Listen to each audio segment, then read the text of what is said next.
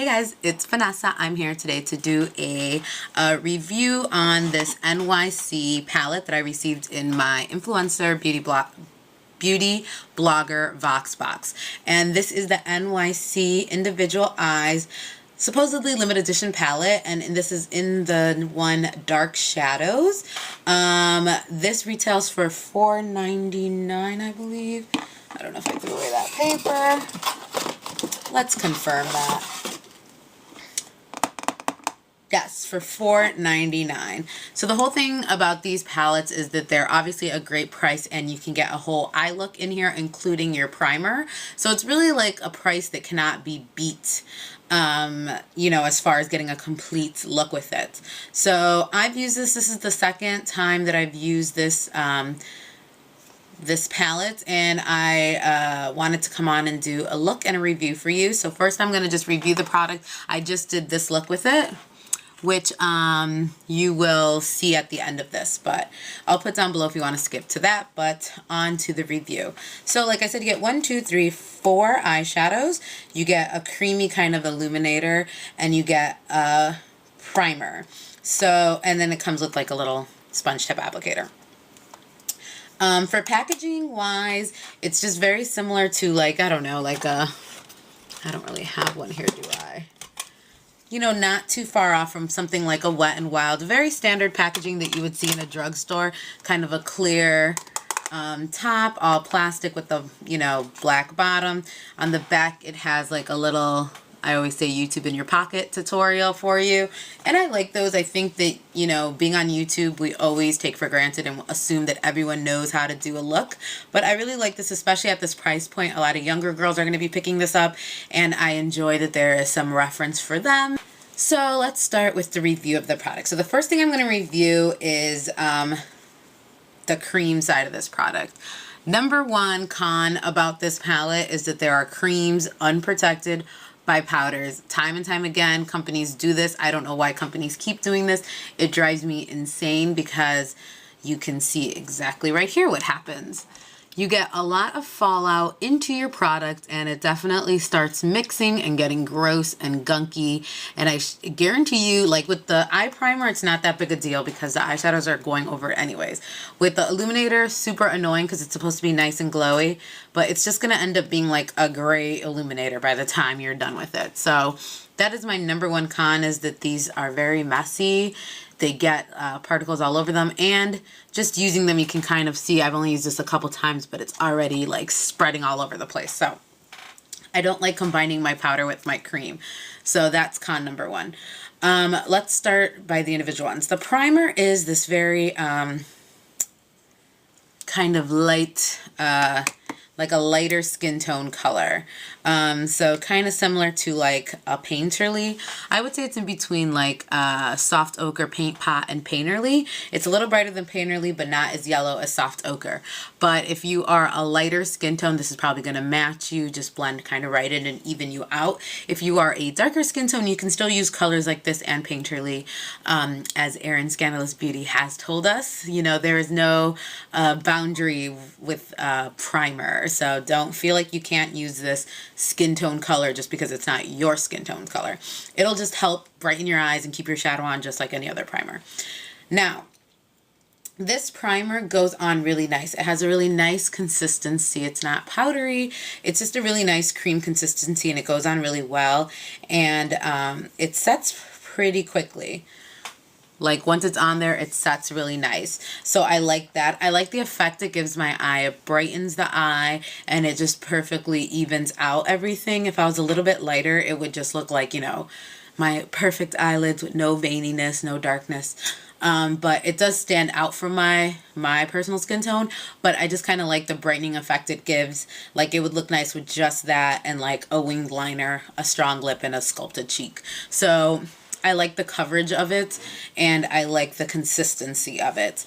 As far as it working as a good primer, I don't think so. I wore this. I have My lids can go from like normal to oily, but they're definitely more oily than dry. And I tried this yesterday for work, and probably even before lunch, I noticed severe fading of the shadows.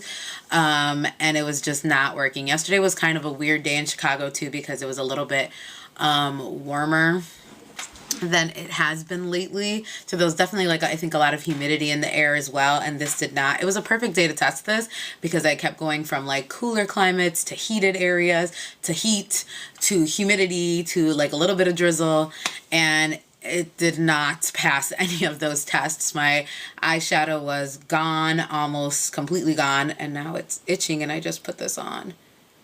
Sorry.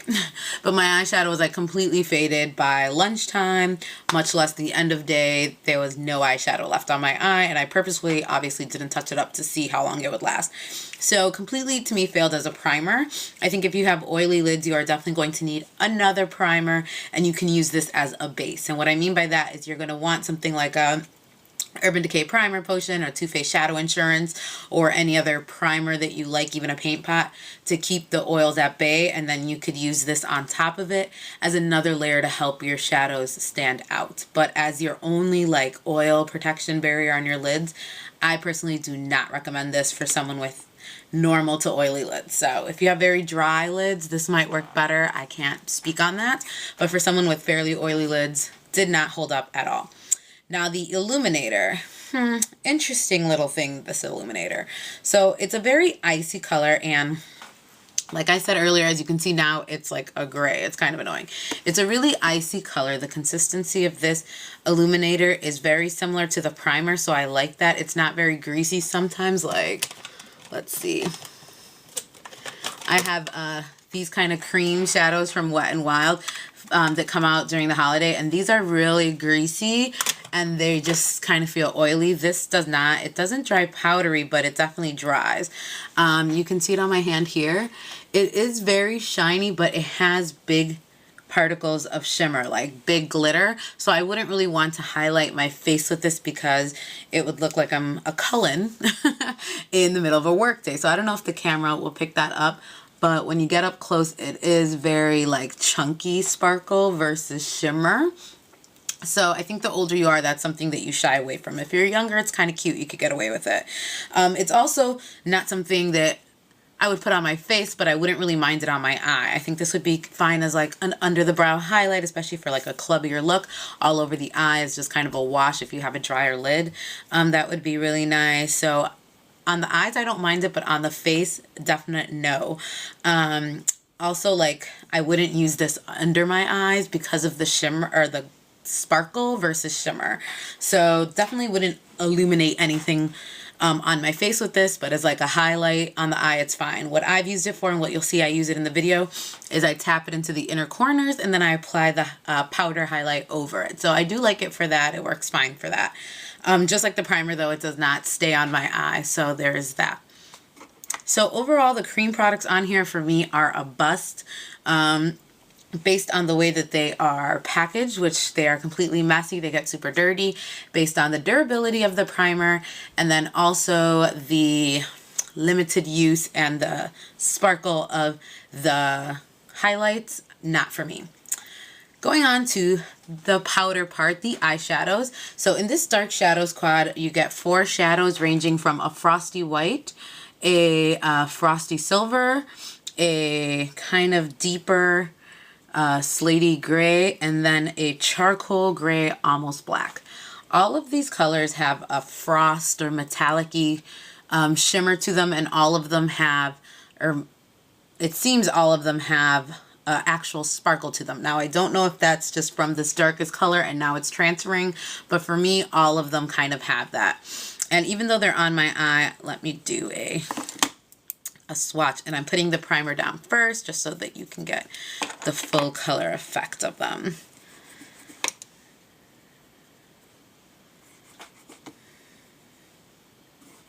So for me with these colors, when I initially swatched them, I was actually like, oh, these aren't that bad. I'm pretty impressed with them. They're not like crazy pigmented, but they're also not very sheer either. They're a pretty good pigmentation level. I think for the price you're paying, you get a lot of color payoff, but would I say they're the most intense I've seen in the market? No.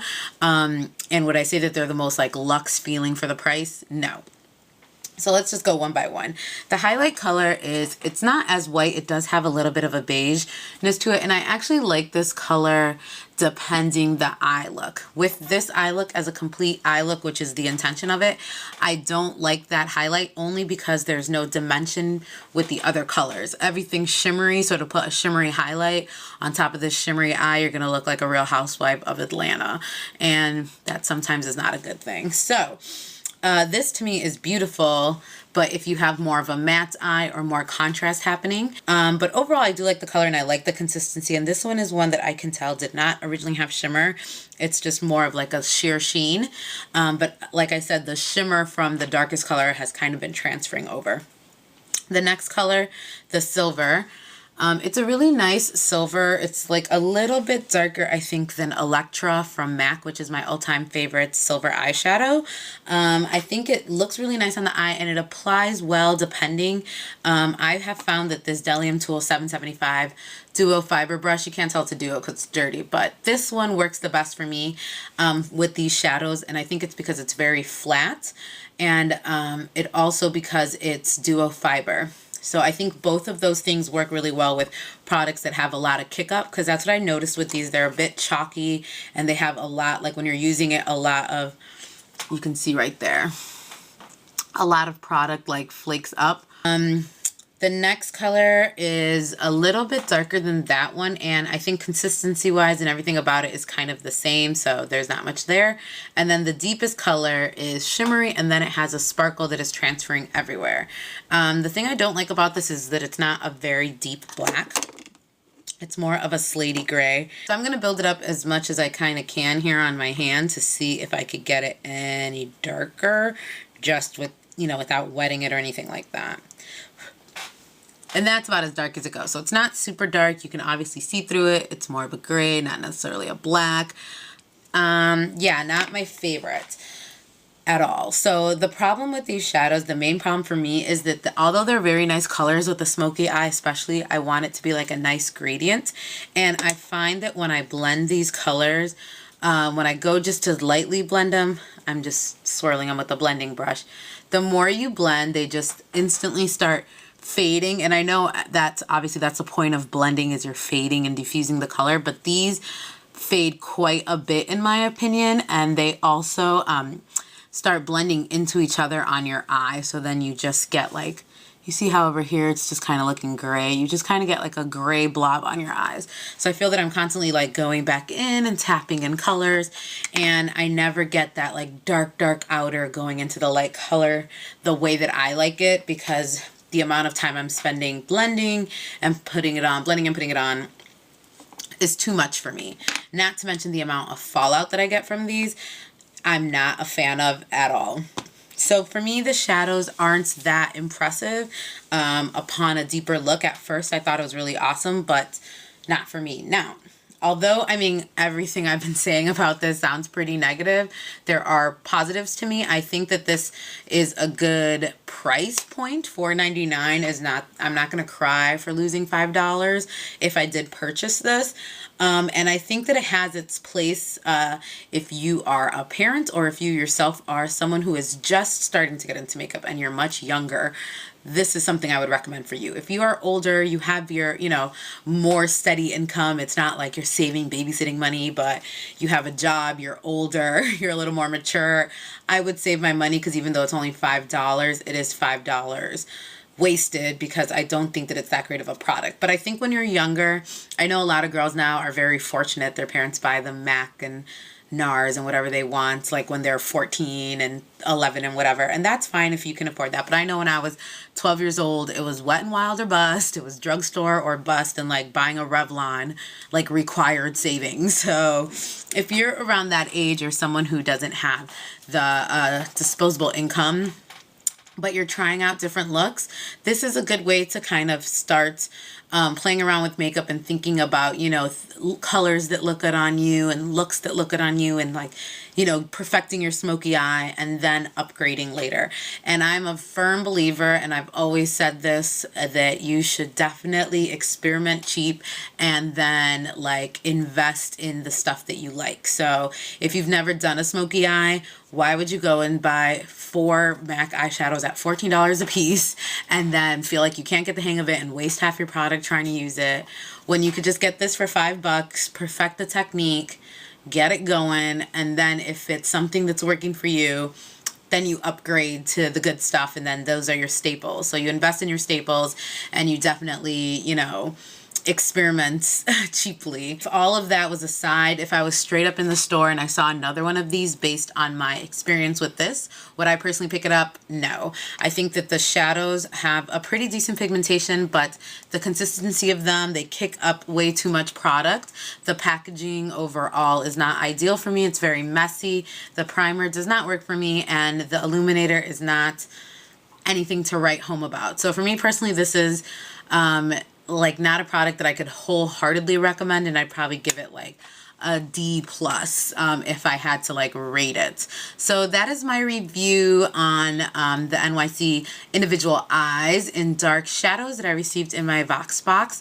If you want to see this look that I just did using it, I just did the eyes and then I talked through the rest of it, but stay tuned and you can watch that. And I hope you found this helpful and useful and all that good stuff. Comment down below. Let me know if you picked up one of these, whether it was in your Vox box or you've had one before. Do you like them? Do you don't like them? Your pros, your cons. And yeah, that's it. I will talk to you guys later, and take care. Hey guys, bye. So I just had my camera and it just decided to turn off and it wasn't recording this whole time. So I'm kind of annoyed because I just started doing this eye look and I'm like halfway done and you guys didn't really see it. So I'm just gonna kind of go over the steps that I did do up until this point, and I apologize that it's not in live motion.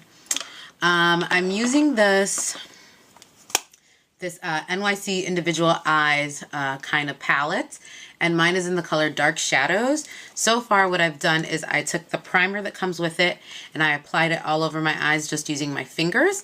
After that I took my Delium Tool 775, and to the lid I applied this color right here, which is the silver, the second lightest color in the palette, and I applied it in my lid up until about halfway. Then slightly overlapping that and then covering the rest of the eye, I used the next darkest color, which is the second darkest color, this kind of deeper gray color, and I did the rest of my eye, try and keep it mostly on the lid. Then, and I used the same brush for that. Then I went in with the Sephora Collections number 10 crease brush into the darkest gray color, the darkest color in the palette, and I kind of worked it on the outer parts and into the crease just a bit. So now I'm on to the next step. I apologize that you didn't see any of that. That's really annoying. This palette, you can do a full eye look with it, but something that I feel that this palette is missing, particularly if you're going to be doing a kind of slatey, smoky eye, is a matte brown. This palette is all shimmer, so that's already an issue, but aside from that, I just think that a matte brown, a shade or two deeper than your skin tone, really elevates your look when you're doing a look like this. It just adds a dimension and a depth to your eye that's normally missing. So I still wanted to keep it with an inexpensive eyeshadow. So we are using this Ulta brand shadow in Camel, which is one of my favorites. It's just a really nice mid-tone brown, very comparable to like a MAC Kid or that sort of thing. And I'm using the MAC 224, loading the brush up, and I'm just going to work that back and forth in the crease. And this will kind of help blend out that wonky top part as well. But I don't know if you see, to me it makes like the world of difference. I remember the first time I got introduced to like buddy color, transition colors, I was just kind of like, oh my gosh, that's what my eyes were missing this whole time. Saying in my other thing before the camera cut off was that the one thing I will say about these shadows is they're very easily over blend. So you're going to want to go back with your brush, kind of, I don't know where my little, I'll use a new one, wipe it off a little bit, and go into any colors that you might want to touch up. I'm just going to use the lightest silver and touch up the inside here.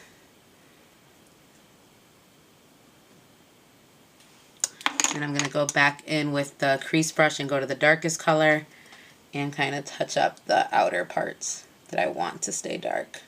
But that's that.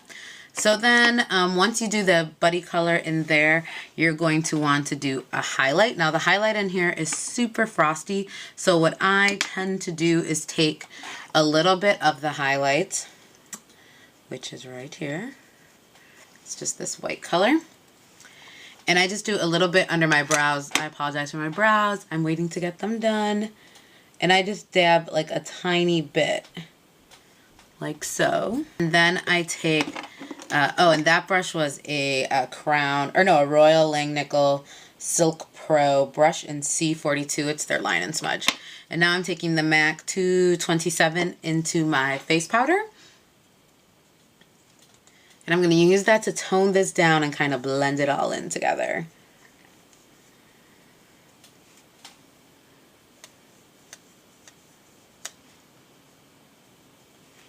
With this little highlight cream, I'm going to go in with, where's that brush? This is a B Pro Eye Crease Small Brush in 313512. And I'm just going to go into the cream color and pick up some of the cream and put it in my inner tear duct. Strong. And then I'm going to go back in with that Royal Langnickel brush into the highlight color, the lightest color in the palette. And I'm just going to apply that over that cream. Next I'm going to take a black eyeliner from Ulta, and I'm just going to line my top lash line.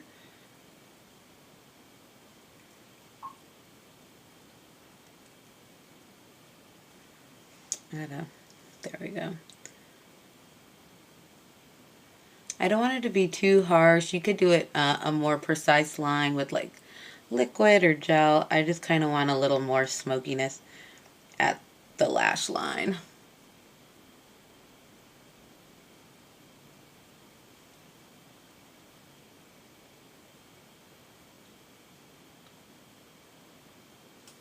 If I were going out, I would do like the inner rim and all that, but I'm just going to take this off afterwards, so I'm not going to do all that.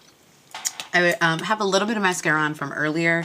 Again, if I was going out, I would probably do lashes and more mascara, but I'm not doing either of those right now for camera purposes.